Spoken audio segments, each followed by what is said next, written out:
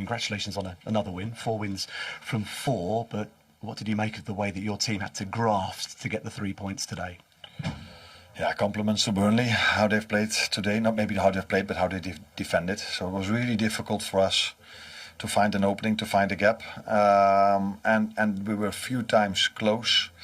And if you then are able to score, maybe the game would have been a little bit more open. But because we didn't score, they just kept on doing the same thing. And as a result of that, it was very hard for us to create a chance. And we had to wait till the end phase of the second half before we were getting closer and closer and closer. And in the final stages, we got what we were hoping for.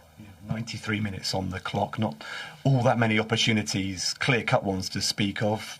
Did you continue to believe at that point that somehow your team would find a way, as they've done previously?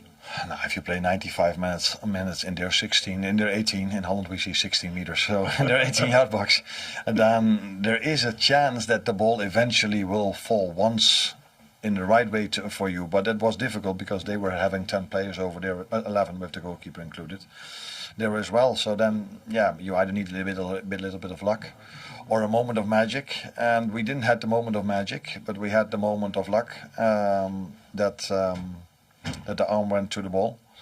And unfortunately for us, it was inside the 18-yard box, which led to the penalty, and Mo scored it. So, yeah, you are hoping and trying. That's also what we tried with the substitutions we made to make it more and more difficult for them, but they stood strong. It was a big moment. Obviously, the penalty. Mohamed Salah took the responsibilities. A 4th outright all-time now Premier League goals scored. How much longer can he go on being such an important player for you, do you think? I hope for a long time. No, I think Mo last season, this season again, and for as long as he's at Liverpool, he's been important for us.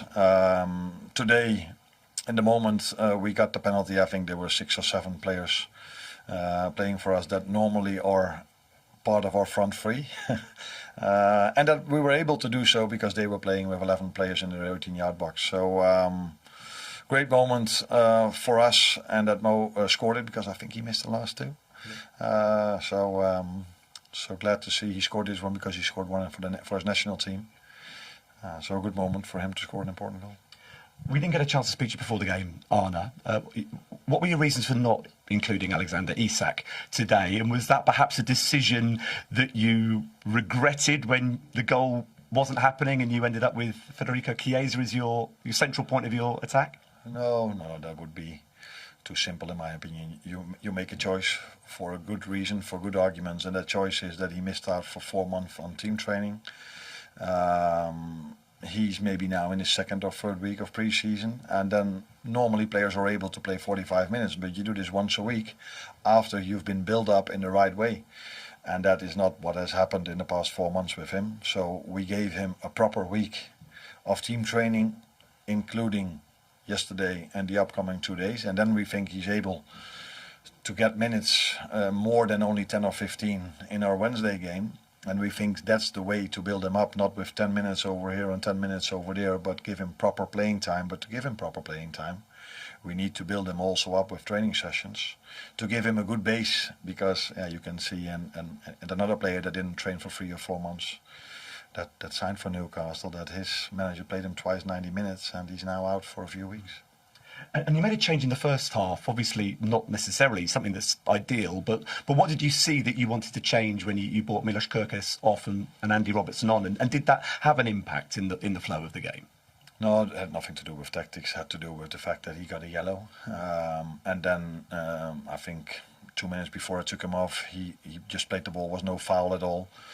But I think the fans here felt that a chance for them to win the game was if we would have ended up with a 2nd yellow. And yeah, with Milos, I can never be 100% sure that he doesn't make the next foul. And if the fans with every foul are on top of the referee, you never know what he's going to decide.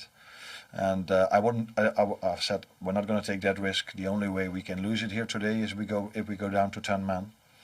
We could get a draw with 11 v 11, but we couldn't lost it because they never were at our 18.